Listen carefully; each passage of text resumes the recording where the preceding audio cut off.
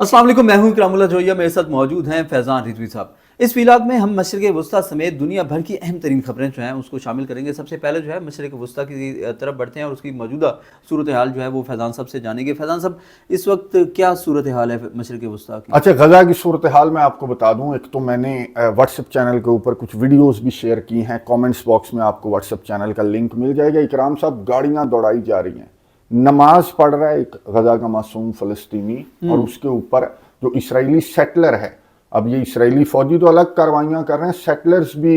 الگ کاروائیاں کر رہے ہیں۔ اس نے گن لگائی ہوئی ہے، وہ گاڑی چلا رہا ہے، اور اس نے نماز پڑھتے ہوئے مسلمان کے اوپر گاڑی چڑھا دی ہے۔ ویڈیو سوشل میڈیا کے اوپر بہت زیادہ وائرل ہے، اور اس طرح کی بہت ساری ویڈیوز کہ کھانے کو روکا ہوا ہے، رافع بارڈر کو بند کیا ہوا ہے، یلو لائن کی خلاف ورزی پر شہادتیں رپورٹ ہو رہی ہیں۔ اتنے مظالم ہیں غزہ کے اندر بھی، اور ویسٹ بینک کے اندر مظالم یہ رکنے کا نام نہیں لے رہے۔ اسرائیل کی جانب سے جو مظالم ڈھائے جا رہے ہیں غزہ کے معصوم فلسطینیوں پر، تو اتنے رپورٹ نہیں ہو رہے جتنے مظالم ظاہر ہے کہ ڈھائے جا رہے ہیں، کیونکہ ہمارے انٹرنیشنل میڈیا کا فوکس، نیشنل میڈیا کا فوکس آپ کو معلوم ہے کہ غزہ کے اندر ہونے والے مظالم پر یہ فوکس اب اس طرح سے نہیں ہے۔ فیضان صاحب، یہ جو صورتحال ہے یہ کب تک سنبھلے گی اور یہ کب بہتری کی طرف آئے گی؟ یار اکرام صاحب، اکارڈنگ ٹو اسلام تو یہ جو سرزمین فلسطین کی صورتحال ہے نا، یہ قیامت تک اسی طرح رہے گا یہ سلسلہ۔ اکارڈنگ ٹو قطری پرائم منسٹر، جو موجودہ صورتحال ہے نا جس کی آپ بات کر رہے ہیں، تو قطری پرائم منسٹر سے یہی سوال پوچھا گیا تھا کہ یہ صورتحال کب سنبھلے گی، تو قطری پرائم منسٹر کے پاس یہ فارمولا تھا کہ جی صورتحال سنبھلے گی کہ ہم دوسرے مرحلے کے اندر داخل ہو جائیں، اور جو مسلمان ممالک کی فوجیں ہیں وہ غزہ کی پٹی کا کنٹرول سنبھال لیں، تو یہ صورتحال جو ہے وہ سنبھل جائے گی۔ مسلمان ممالک تو اس میں مان نہیں رہے۔ مسلمان ممالک تو ایک دوسرے کو منا رہے ہیں نا، ایک دوسرے کو منا رہے ہیں۔ آج آپ کے ملک کا دورہ نہیں کر رہے تھے وہ محمد بن زید ال نہیان، منانے آئے تھے، تو یہ اس طرح کی خبریں ہیں کہ ڈونلڈ ٹرمپ ان کو ایک دوسرے کو ٹاسک دے رہا ہے کہ تو اس کو منا، تو اس کو منا، کہ بھائی دوسرے مرحلے میں آؤ، تو یہ سلسلہ جو ہے وہ آگے بڑھے گا، جو جنگ بندی کا معاملہ ہے نا وہ آگے بڑھے گا۔ لیکن وہی جو آپ بات کر رہے ہیں کہ مسلمان ممالک اس نقطے پر نہیں مان رہے کہ جی حماس کو اگر ڈسارم کرنا ہے تو پھر تو نہ پاکستان، نہ آذربائیجان، نہ یہ متحدہ عرب امارات وغیرہ یہ غزہ کی پٹی کے اندر جانے کے لیے تیار نہیں ہے۔ ایتھیوپیا وغیرہ سے رابطہ کیا جا رہا ہے امریکہ کی جانب سے، لیکن جو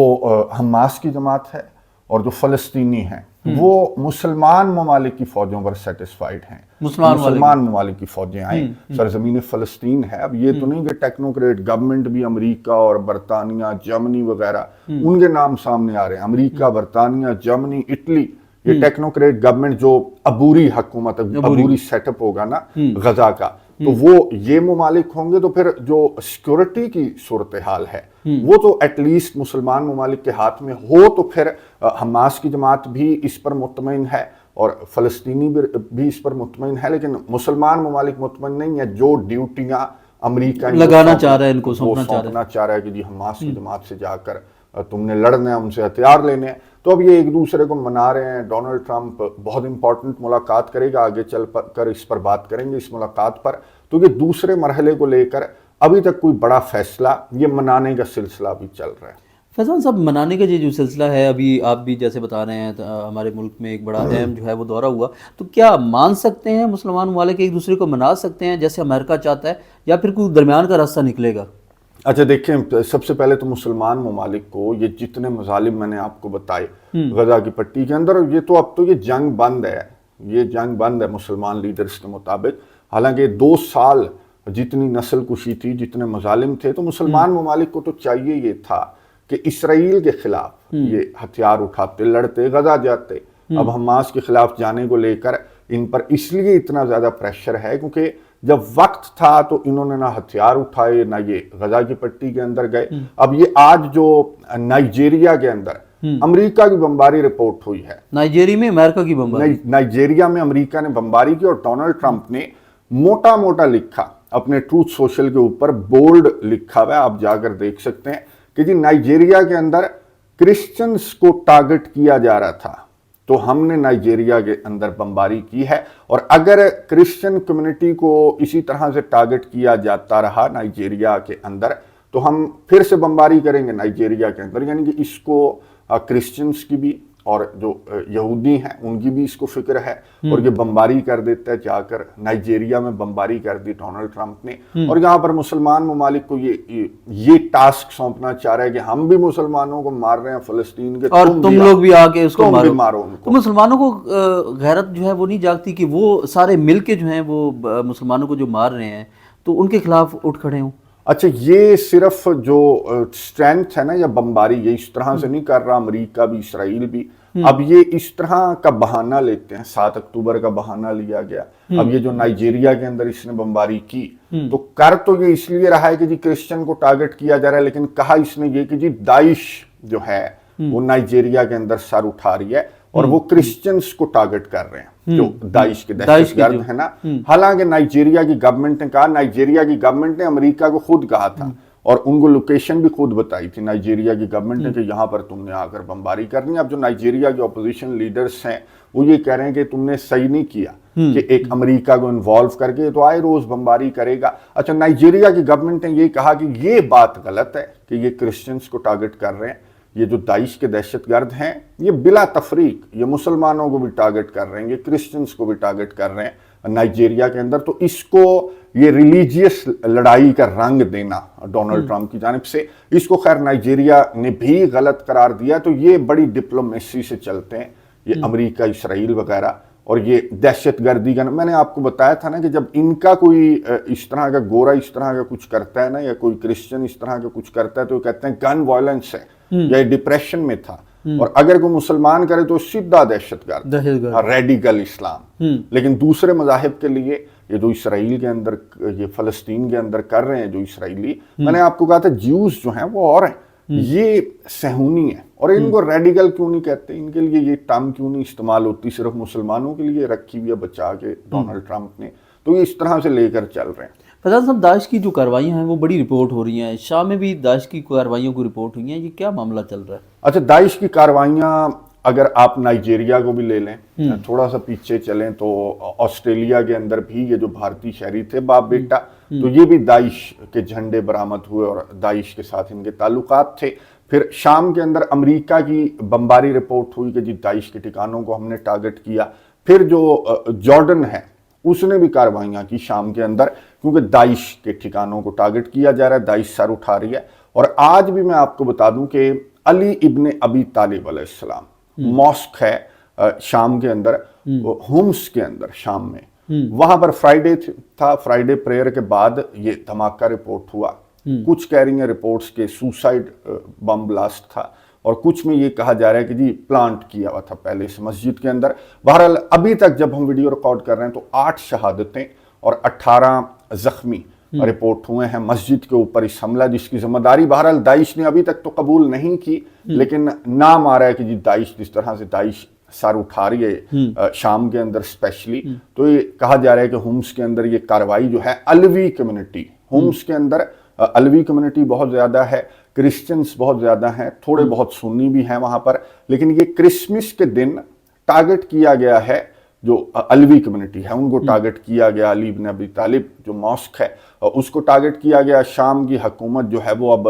تحقیقات کر رہی ہے، کیونکہ داعش اگر کوئی کارروائی کرے تو داعش جو ہے وہ فوری طور پر ذمہ داری قبول کرتی ہے، لیکن یہ داعش کا ہی میں آپ کو دکھاؤں گا، یہ نام سامنے آئے گا، اور داعش کا پہلے بھی جو ٹارگٹ تھا جو اب داعش سر اٹھا رہی ہے نا، تو پہلے بھی اس طرح کی مساجد کو، اس طرح کے جو مقدس مقامات ہیں شام کے اندر، تو ان کو داعش کی جانب سے ماضی میں بھی ٹارگٹ کیا جاتا رہا۔ یہی وجہ ہے کہ آیت اللہ علی خامنائی جو ایران کے سپریم لیڈر ہیں، اور ابھی ریسنٹلی دوحہ فورم کے دوران جو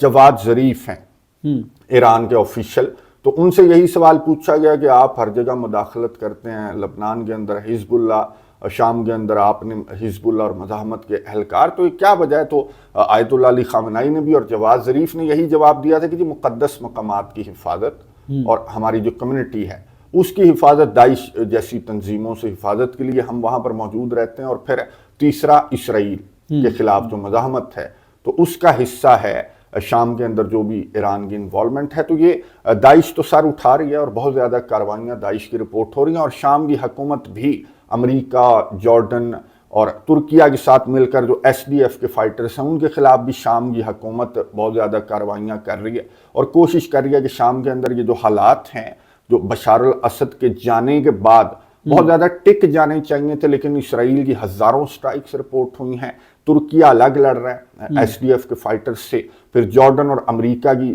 جو بمباری ہے وہ بھی شروع ہو چکی، اور پھر یہ جو بم دھماکے وغیرہ ہیں یہ بہت زیادہ ہو رہے ہیں. صاحب داعش کی ان کارروائیوں پر کیا رد عمل سامنے آیا ہے؟ اچھا، شام کی حکومت تحقیقات کر رہی ہے، اور شام کی حکومت کی جانب سے امریکہ اور جارڈن وغیرہ کے ساتھ مل کر، ترکیہ کے ساتھ مل کر، یہ جو بھی یہ اس طرح کی سچویشن ہے شام کے اندر، تو اس کو کنٹرول کرنے کی کوشش کر رہے ہیں احمد الشرہ. اور اس سچویشن کا فائدہ اٹھا رہا ہے اسرائیل. یہاں سے انٹر ہو جاتا ہے کہ یہ ہم یہاں کارروائی کر رہے ہیں، یہاں کارروائی کر رہے ہیں، جو بیت جن وغیرہ ہے وہاں تک چلا جاتا ہے اسرائیل. اب یہ نقشہ میں آپ کو دکھا رہا ہوں، یہ نقشہ جو ہے وہ شام کی فورن منسٹری کی جانب سے یہ نقشہ جاری کیا گیا. اور یہ نقشہ میں آپ کو اس لیے دکھا رہا ہوں کہ اس نقشے کے اندر، جس میں شام کا نیا جھنڈا تو ہے اور شام کی نئی فورن منسٹری کی جانب سے یہ نقشہ جاری کیا گیا، ان کے آفیشیل پیج کے اوپر آپ کو نظر آئے گا. اس میں شام کا نیا جھنڈا تو ہے 3 ستاروں والا، لیکن اس میں گولان ہائٹس نہیں ہے.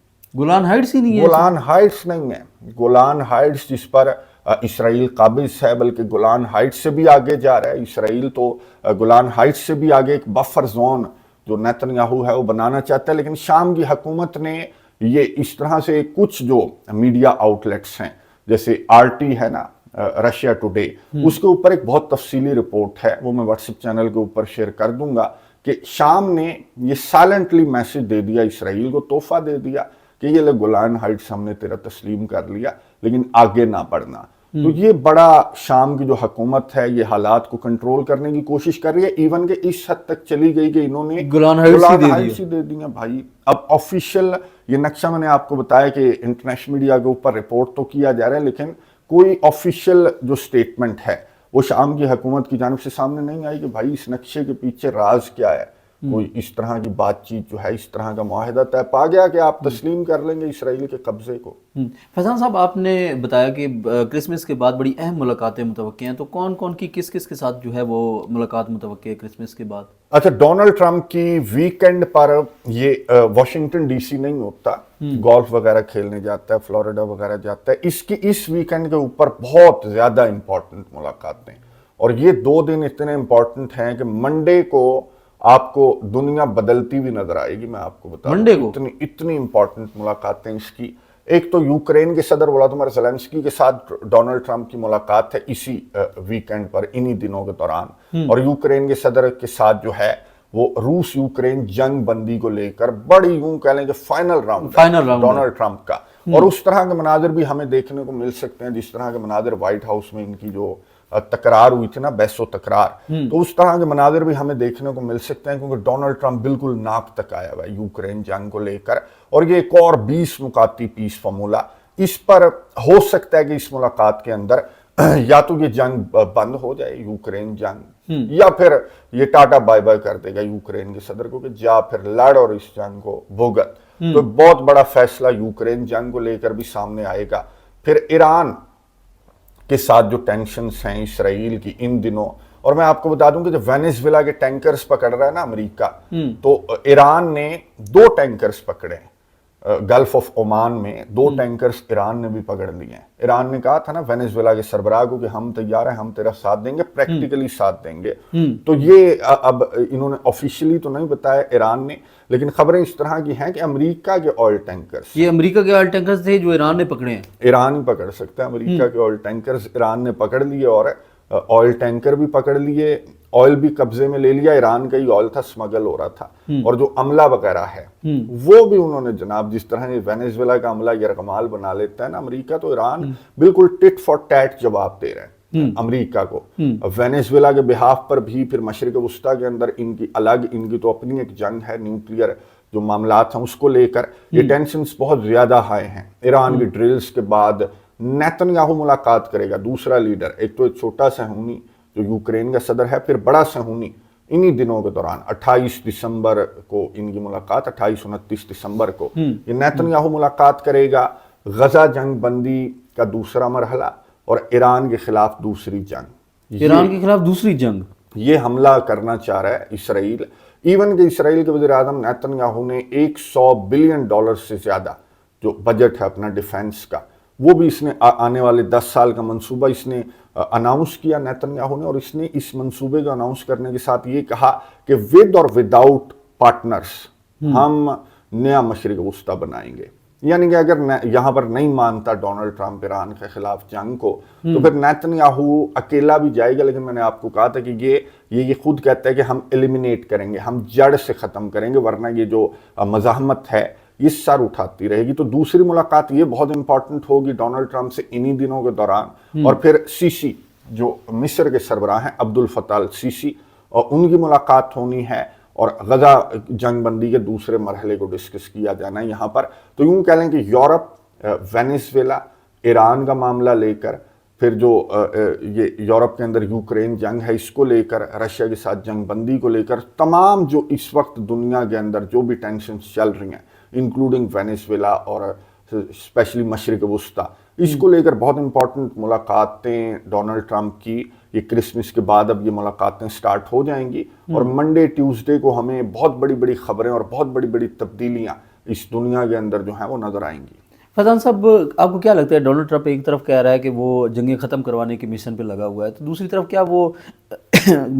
क्या वो इसराइल को जो है वो ईरान के खिलाफ जंग के लिए जो है वो रोकने में कामयाब हो पाएगा या नहीं हो पाएगा, इस हवाले से क्या कहेंगे? अच्छा, प्रेशर टैक्टिक पहले तो ये इस्तेमाल कर रहा है ईरान के खिलाफ भी, वेनेजुएला के खिलाफ भी। जंगें रोक कहाँ रहा है, ये जंगें ज्यादा छेड़ रहा है डोनाल्ड ट्रंप, और हर जगह पर यही सवाल इससे पूछा जा रहा है और इसके ऑफिशियल से कि ईरान के खिलाफ इसने जंग छेड़ी, वेनेजुएला के खिलाफ इसने जंग छेड़ी भी है, ग्रीनलैंड को ये धमकियां दे रहा है, अपना इत्तेहादी कंट्री है, डेनमार्क नेटो मेंबर कंट्री है, तो ये इस तरह की जंग की अनाउंसमेंट्स, फिर ये नाइजीरिया के ऊपर ये हमले कर रहा है, शाम के ऊपर ये हमले कर रहा है, मुख्तलिफ बहानों से कर रहा है। लेकिन बहरहाल ये जंगें ज्यादा रोकने से ज्यादा जो दावे करता है थाईलैंड और कंबोडिया वो लड़ रहे हैं, भारत अभी तक नहीं मानता कि इसने हमारी जंग बंद करवाई थी। तो ये जितनी भी जंगों के नाम लेता है ना, तो ये सिर्फ वो नोबेल प्राइज के चक्कर में इस तरह की बातें कर रहा था, वरना कोई प्रैक्टिकली कोई जंग जो जिनका नाम लेता है ना, आज़रबाईजान और आर्मीनिया तूने बंद करवाई थी, वो तो रशिया पूरी बंद करवा चुका था। ये एंड पे आके इसने साइन करवा दिए, क्योंकि रशिया यूक्रेन जंग के अंदर मसरूफ है। तो ये डोनाल्ड ट्रंप जंगें बंद करवाने से ज्यादा जंगें छेड़ रहा है ये डोनाल्ड ट्रंप जो है। और आने वाले दिनों में, अभी तो ये कुछ नहीं, अभी तो पार्टी शुरू हुई है, डोनाल्ड ट्रंप जिस तरह से लेकर चल रहा है ना फॉरेन पॉलिसी को अपनी, तो ये एक ही दफा फटेगा जो बम फटेगा। बम फटेगा, बिल्कुल। आपका बहुत शुक्रिया, आप तफसीलात से आपने आगाह किया। व्यूअर्स, हमने मशरिक़ वस्ता समेत दुनिया भर की अहम खबरें जो हैं वो आपके साथ शेयर की। कमेंट्स के जरिए आपकी जो राय है उसको हमारे तक ज़रूर पहुँचाया करें। अपना भी बहुत सारा ख्याल रखा करें और हमारे यूट्यूब चैनल का भी अल्लाह ने के बान।